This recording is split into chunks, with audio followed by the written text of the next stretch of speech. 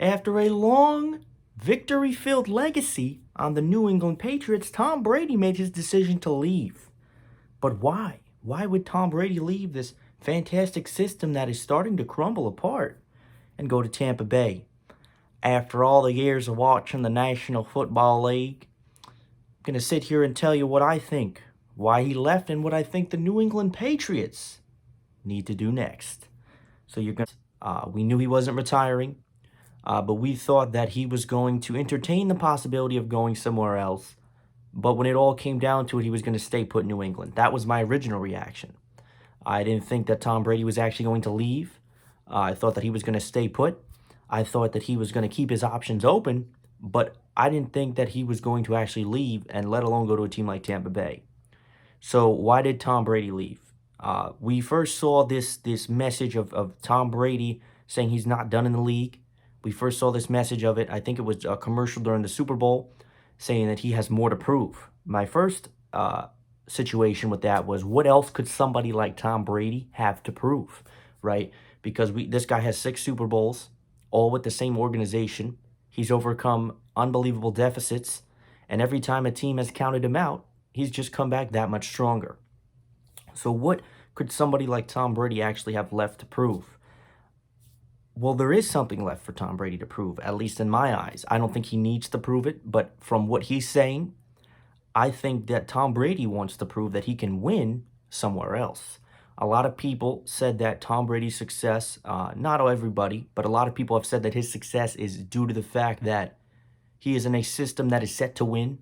He is with maybe the greatest football coach ever. And the Patriot way and system is set for young talent, old talent just in general, to develop and be very good and consistent. And that is exactly what it has been.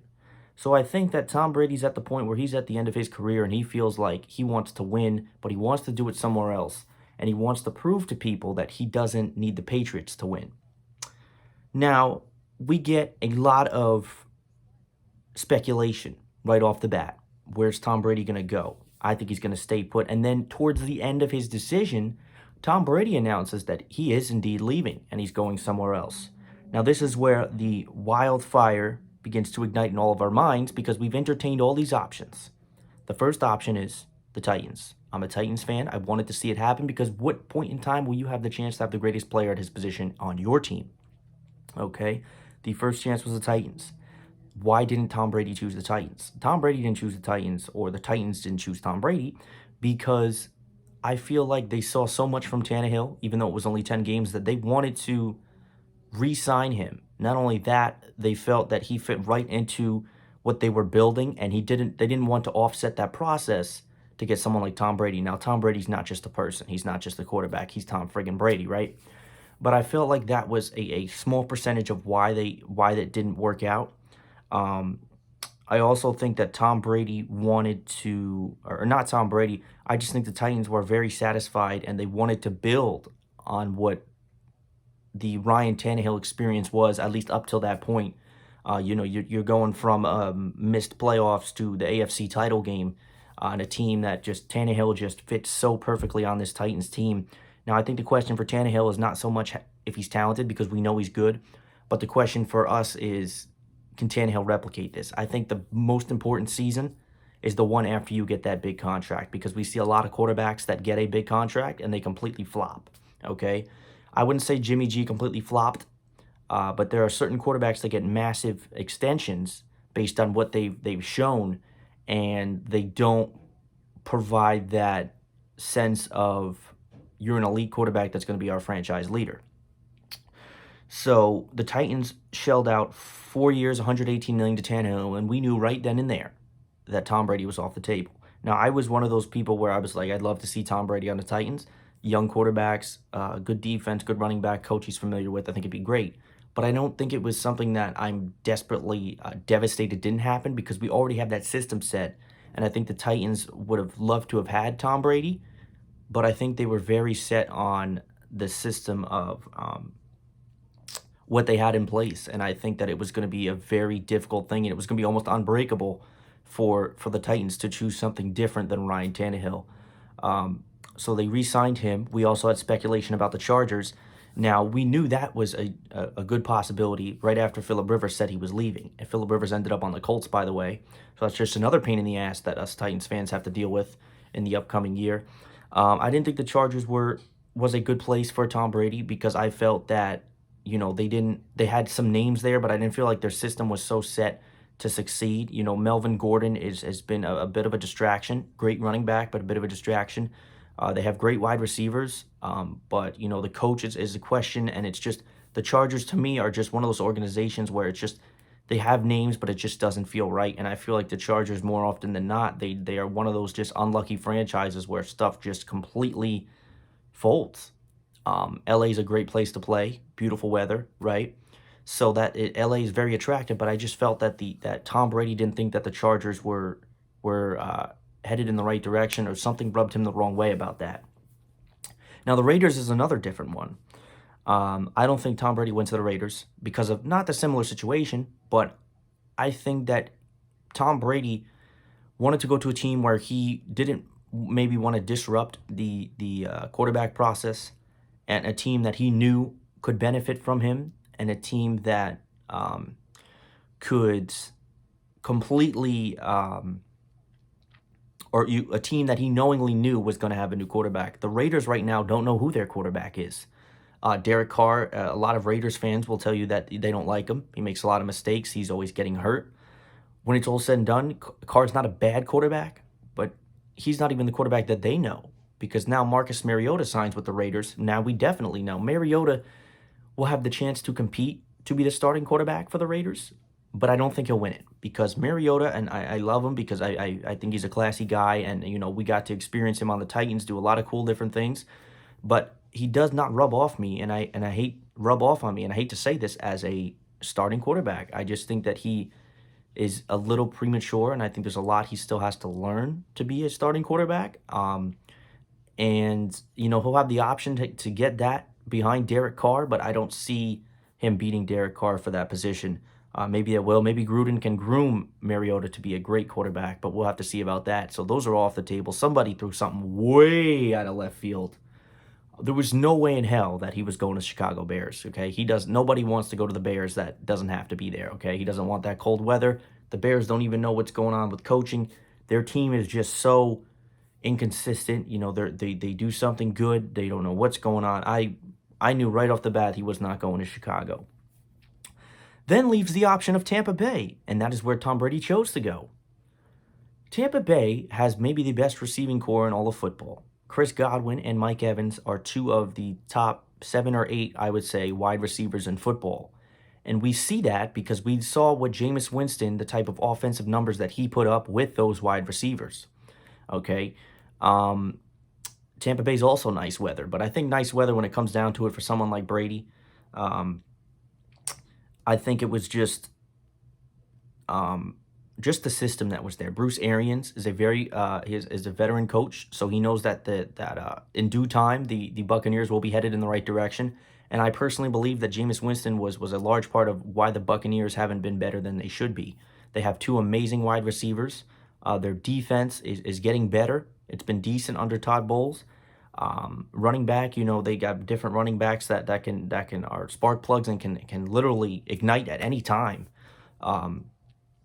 And it was just, I feel like Tom Brady, well, he personally said that he liked their willingness to win. And I guess that he saw something that maybe a lot of us as fans don't see. But the Tampa Bay Buccaneers, I don't think is an awful option. A lot of people will say, why did he go there? If you really know football and you know sports, you know that the Tampa Bay Buccaneers are not a terrible option to go to for any quarterback. So now the Buccaneers are going into next season, as of right now, with 2 monstrous wide receivers, a pretty good defense, a good coach, and one of the greatest quarterback ever. And running backs that will probably sort through as the season goes on. The problem is that the Saints are in the same division, and it's the NFC. I feel like a lot of the reason why Tom Brady left is because, like I said, he wanted to go somewhere else because he felt like he had something to prove. And I think him going to the NFC, with as stacked as it is now, if he were to come out with a Super Bowl, people or anybody that still has that doubt of Tom Brady being the best ever will be silenced. That's just the way that I think of it. I don't see it happening. I don't think he's going to win another Super Bowl, at least not in Tampa. I could be wrong. I do think the Buccaneers will make the playoffs this year. I do not think they're going to win the division. I think the Saints and Drew Brees re-signing is just adds another factor to it. The Saints just have bad luck. That's the only reason why Drew Brees does not have a second trophy. I do think that the Buccaneers will make the playoffs, and it's going to be interesting to see Brees or Brady. Same thing, Brees, Brady, Brady, Brees. See both of them play each other twice a year. It's going to be very fun because those are really two of the best. And I know Brady's kind of on the downhill here, but two of the best. And I think Brees all around is the best quarterback right now. I know Patrick Mahomes is probably right just about there, but I think as it stands, Brees had a phenomenal season for only playing 11 games. So I think that Tom Brady wants to prove that he can win, and he didn't choose the Titans also because he felt like the Titans were further along. He wanted to go to a team that needed a fresh start, and Jameis Winston is not the answer for Tampa Bay, so he knew that if he went to Tampa Bay, he was going to get that job. Maybe Winston goes somewhere else. I don't know if Winston's willing to sit behind Tom Brady. I don't really see that happening. Now, the last topic to talk about is really where does